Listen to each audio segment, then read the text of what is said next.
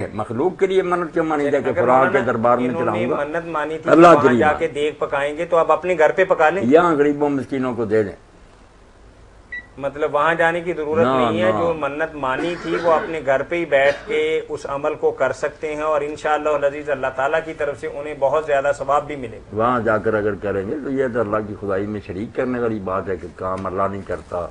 ٹھیک ہے، نیک لوگوں کو بدنام نہ کریں، انہوں نے یہ بات مولانا کچھ لوگ اپنے مرنے کے بعد اپنی وصیت کے اندر اپنی آنکھوں کا عطیہ لکھ دیتے ہیں، کیا شرعی اعتبار سے ایسا کرنا جائز ہے؟ کہتے ہیں کچھ علماء ناجائز ہے، کچھ جائز کہتے ہیں، مگر صحیح بات جائز کہنے والوں وہ اعضاء اس کے کیا کام آئیں گے، اس لیے اگر وہ دے جاتا اور کسی غریب کا بھلا ہو جاتا تو یہ بات بہت اچھی ہے۔ مولانا یہاں ایک سوال یہ پیدا ہوتا ہے، کیا انسان اپنے جسم کا، اپنی جان کا اور اپنے اعضاء کا مالک ہے کہ وہ یہ دے رہا ہے؟ نہیں، مالک ہونے کی اس میں کیا بات ہے؟ دیکھیں نا، کوئی ہم سے کہتا ہے کہ خون کی بوتل تو ہم دیتے ہیں، تو سوال تو پھر وہاں بھی پیدا ہوگا، مالک تو ہم ایک ذرے کے بھی نہیں مالک۔ مولانا وہاں جان کا استہلاک نہیں ہوتا؟ نہیں، جان تو جا رہی ہے، یہ تو فوت ہو رہا ہے، استہلاک دو نا، مجھے خودکشی کر دو، مجھے مار ڈالو تو فلاں کا کام کر دو، یہ حرام ہے نا۔ جب وہ پتہ ہے کہ ختم ہو رہا اور کہتا موت کے بعد میرے دے دینا، تو اس میں کیا؟ اب اللہ تعالیٰ نے جو اس کو آنکھیں دی ہیں، شاید یہی آنکھیں قیامت کے دن اس کے دیکھنے کا سبب بننی تھی۔ جب وہ دنیا کے اندر اللہ نے بینا بنایا تو آخرت کے اندر وہ نابینا ہوگا۔ نہ معاذ اللہ، نابینا کیوں ہوگا؟ وہ انشاءاللہ بینا اٹھے گا، اور یہ عطیہ دینے کا اس کو ساتھ ثواب بھی ملے گا، اور ہو سکتا ہے اس کی روشنی اتنی تیز کر دی جائے خوش ہو کر اللہ کی طرف سے کہ کروڑوں آنکھوں سے زیادہ تیز ہو کہ اس نے نیکی کی تھی مرتے وقت۔ یہ کیوں ناراض اللہ نے ہونا؟ اس کے پاس کمی ہے کوئی؟ تھوڑی مزید وضاحت فرمائیں گے؟ نہیں، مزید وضاحت کیا فرماؤں؟ ٹھیک ہے، انسانی اعضاء کی مرتے وقت یہ وصیت کر دیں کہ میرے یہ اعضاء دے جزاکم اللہ خیر۔ مولانا کا فرمانا یہ ہے کہ انسان اپنی آنکھوں کا عطیہ دے سکتا ہے، تو اسی طریقے سے مولانا زندگی کے اندر جو لوگ اپنے گردے کا عطیہ دیتے ہیں، تو کیا پھر شریعت اسلامیہ کی روشنی کے اندر یہ پیوند کاری جو انسانی اعضاء کی ہے یہ جائز ہوئی؟ جی السلام علیکم۔ جی وعلیکم السلام ورحمۃ۔ ہلو جی جی وعلیکم السلام ورحمۃ اللہ۔ آپ سے ایک سوال پوچھنا تھا۔ پوچھیں۔ جی زکوٰۃ کتنے تولے پہ ہوتی ہے؟ 7.5 تولے پہ۔ 7.5 تولے پہ؟ جی 7.5 تولے جب ہو جائیں گے یا اس سے زیادہ جتنا بھی زیور ہوگا تو بشمول 7.5 تولے اس پر زکوٰۃ واجب ہوگی۔ کتنی بنتی ہے 7.5؟ 40واں حصہ، 2.5%۔ کتنی؟ جو رقم بنتی ہو اس کو 40 پہ تقسیم کر دیں، جو بقایا بچے گا وہ اللہ کا حق ہے۔ اور ایک دوسرا سوال پوچھنا تھا کہ ہم نے یہ سونا نا بیچ دینا ہے عید کے بعد، تو پھر بھی زکوٰۃ بنتی ہے؟ نہیں، آپ کو دینی پڑے گی نا، اگر بیچ دیتے پہلے تو جان چھوٹ جاتی، پھر پیسے جو تھے پھر بھی ان پر پڑنی تھی، تو چلو آپ دے دیں، پیسے بھی اگر آپ لے لیتی نا بیچ کر تو پھر بھی پڑنی تھی، زکوٰۃ سے نہیں بچا جا سکتا۔ مدت اس پر گزر گئی تو پھر آپ بے شک بیچیں یا رکھیں، زکوٰۃ دینے کے بعد ہی آپ اس کو فارغ کر سکتے۔ زکوٰۃ دینی، زکوٰۃ عید تک کی ہوتی ہے نا؟ نہیں، سارا سال جب بھی چاہے دیں، دیتے رہنا زکوٰۃ۔ ٹھیک ہے، مہربانی۔ جی ٹھیک ہے۔ جی مولانا انسانی اعضاء کی پیوند کاری کے متعلق سوال تھا۔ انسانی اعضاء کی پیوند کاری کے بارے میں یہ بات سن لینا کہ پیوند کاری تو کوئی بری بات نہیں ہے۔ جی پہلے جی السلام علیکم۔ وعلیکم السلام۔ جی بھائی، جی میں نے پوچھنا تھا مولانا صاحب سے کہ صبح یہ جو باجماعت نماز ہو رہی ہوتی ہے تو آگے کچھ لوگ جماعت کھڑی ہو جاتی ہے، کچھ کسی مجبوری کی وجہ سے لیٹ سے پہنچتے ہیں تو لیٹ ہو جاتے ہیں، تو پیچھے کچھ لوگ دور کر سنتے پا رہے ہوتے ہیں، کچھ لوگ جماعت پا رہے ہوتے ہیں۔ ٹھیک ہے، بہت اچھا سوال ہے کہ بعض لوگ فرض نماز کی ادائیگی کے دوران اپنی سنتوں کی ادائیگی کرتے ہیں، کیا شریعت اسلامیہ کے روح سے ایسا کرنا درست ہے؟ ہاں جی ہاں جی، یہی سوال ہے نا آپ کا؟ ہاں جی۔ بہت اچھا نہیں میرے عزیز، یہ درست نہیں ہے۔ جب جماعت کھڑی ہو جائے نا، کسی کو حق نہیں کہ وہ سنتیں پڑھتا رہے۔ اذا اقیمت الصلاۃ فلا صلاۃ الا المکتوبہ، اللہ کے رسول علیہ السلام نے فرمایا جب فرض نماز کھڑی ہو جائے نا تو کوئی نماز نہیں سوائے اس فرض نماز کی، جو آئے اس میں شامل ہوتا جائے۔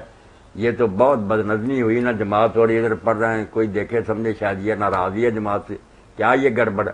بلکہ حضرت عمر تو جو پہلے پڑھ رہے ہوتے تھے ان کے بھی ہاتھ کھول دیتے تھے کہ چلو جماعت کے ساتھ شامل ہو۔ تو یہ بالکل غلط ہے کہ آدمی سنتیں پڑھے، بعد میں پڑھ سکتا، مولانا اسی وقت اٹھ کر جماعت کے بعد جو چھوٹی ہوئی سنتیں پڑھ۔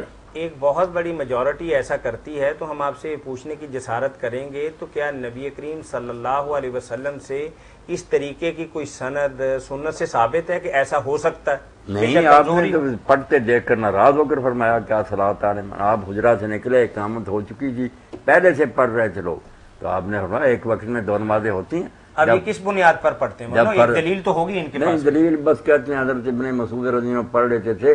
اب اللہ کے رسول کے فرمان کے ہوتے ہوئے کسی دوسرے کی بات کا کیا وزن ہے؟ کوئی نہیں۔ اور پھر جو پڑھنے کی اجازت دی تھی امام ابو حنیفہ رحمۃ اللہ علیہ نے، کیونکہ وہ بعد میں پڑھنے کے قائل نہیں تھے نا کہ اب کوئی نماز نہیں سورج نکل سکتی، اس لیے وہ کہتے تھے مسجد کے باہر لکھا ہوا کہ اگر اس جگہ میں داخل ہو جائے جہاں نماز ہو سکے پھر نہیں پڑھ سکتے۔ جی السلام علیکم۔ ہو گیا جی وعلیکم السلام ورحمۃ اللہ۔ اچھا مفتی صاحب سے پوچھو، اکرم پوچھ رہا ہے روزہ کہاں کھولتے ہو؟ روزہ یہیں کھولتے ہیں، ادارے میں ہی کھولتے ہیں اکرم صاحب، یہاں ہی اب وقت ختم ہو جائے گا 10-15 منٹ، ہم یہیں کھولیں گے، کھولتے ہیں یہی افطاری کرتے ہیں۔ اچھا یار، وہ آج کل دن میں کہاں رہتے ہیں آپ؟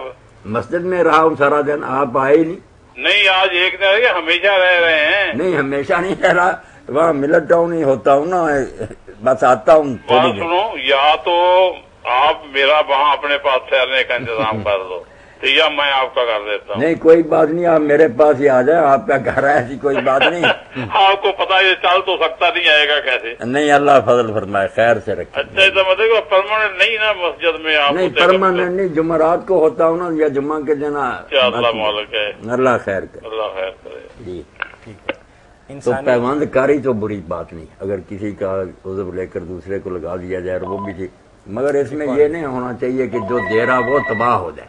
لا ضرر ولا ضرار فی الاسلام، نہ کسی کو نقصان پہنچانا جائے نہ خود کو پہنچانا جائے، اپنا نا بیڑا غرق ہو جائے۔ اگر ڈاکٹر کہتے ہیں کہ خیر رہے گی کچھ نہیں بات، تو پھر ٹھیک ہے، کسی کا بھلا بھی کر دیتے۔ مولانا اگر یہ غربت کی وجہ سے جو بیچتے ہیں یا زبردستی پکڑ کر لوگوں گردے نکالیے تو سال میں بے ایمان اس اگر کو ایک تباہ کر دیتے۔ گردہ ڈونیٹ کرنے والا آدمی صرف اس بنا پر کوئی 1,00,000-2 لاکھ روپے لیتا ہے کہ مجھے چند دن گھر پہ آرام کرنا پڑے گا، جاب لیس ہونا پڑے گا اور کچھ علاج معالجہ پر خرچ کرنا پڑے گا، تو کچھ پیسے اگر وہ لیتا ہے تو کیا شریعت اسلامیہ کی روشنی کے اندر اس کے پیسے لینا حرام ہے؟ نہیں، پیسے لینا نہیں حرام، دیکھا یہ جائے گا کہ اگر اس نے ایسا کیا اور بعد میں وہ پاہج ہو گیا، ناکارہ ہو گیا، تو اس نے بالکل حرام کیا، پیسے بھی نہ جائے حرام لیے اور یہ گناہ کا کام۔ نہیں مولانا، ڈاکٹر تو یہ پہلے ساری چیزیں کرتے ہیں، ٹیشو وغیرہ دیکھتے ہیں، اور پھر یہ کہتے ہیں کہ ایک انسان کا گردہ دوسرے انسان کو ڈونیٹ کرنے سے بندہ مر نہیں جاتا۔ وہ جو نامراد ظالم ہے بس مرے۔ وہ تو مولانا ظاہر ہے کہ وہ تو انسان کے گردے زبردستی چھینتے ہیں، اور چھیننے والا بندہ نہیں دیکھتا کہ اس کی گڑی اتارتے وقت اس کے ہاتھ پہ زخم آتا ہے یا اس کا گٹ اتر جاتا ہے، لیکن اگر خود سے بندہ اتار کے دیتا ہے تو اس کی کیفیت تھوڑی مختلف ہے۔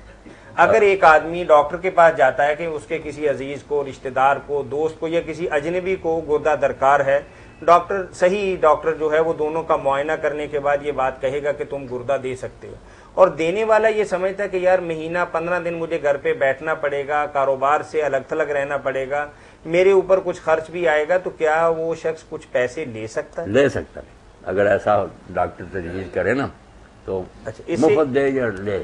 ٹھیک ہے، بارک اللہ فیک۔ اس سے چھوٹا سا ایک اور سوال پیدا ہوتا ہے کہ بعض اوقات انسان کچھ اس قدر مجبور ہوتا ہے کہ انسان کو عطیے میں خون نہیں ملتا، کسی عزیز کو خون لگوانا ہے تو وہ تو پیسے دے کے خریدتا ہے، لیکن بعض اوقات کوئی انسان کہتا ہے کہ یار مجھے 500 روپے تو دو نا کہ میں اپنا خون تمہیں دینا ہے، کہ چلے میرے کچھ حالات بھی اچھے نہیں، 2-4 دن کچھ کھا پی لوں گا، یعنی نشے کے طور پر نہیں بیچتا، لیکن وہ یہ ضرور چاہتا ہے کہ اس کی انرجی جو ضائع ہو رہی ہے ایک طرح سے، نیکی اپنی جگہ، وہ سمجھتا ہے کہ 2-4 دن میں کوئی ڈھیلا ڈالا چلوں گا، اگر میرے جیسا بندہ دے تو شاید اپنا ہی خون دے کے بے ہوش ہو جائے۔ یہ ٹھیک ہے، تو کیا وہ بیچ سکتا ہے اپنا خون؟ آپ بیچ سکتے، جب خون لگوانا جائز اور اس کو حلال سمجھنا پھر اس کی بیع بھی جائز ہے، جو پینا کھانا نا ویسے وہ حرام ہے، اس کے لیے بیچنا بھی حرام ہے، یہ تو جب جائز ہو گیا خون دے۔ جی السلام علیکم۔ وعلیکم السلام مولانا صاحب، میں نے ایک سوال کرنا تھا آپ سے۔ جی کر لیں۔ 9 بجے اگر یہ